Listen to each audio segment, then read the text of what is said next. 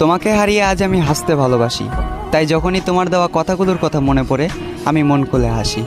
সবাই শুধু উড়তেই দেখলো, কেউ পড়তে দেখলো না, যেমন আকাশে উড়ন্ত ফানুস। আসলে আমি হাসির আড়ালে কষ্ট লুকানো একটা মানুষ। মাঝে মাঝে খুব বাজেভাবে তোমার কথা মনে পড়ে, তবে মন চাইলেও কথা বলতে পারি না আর জোর করে।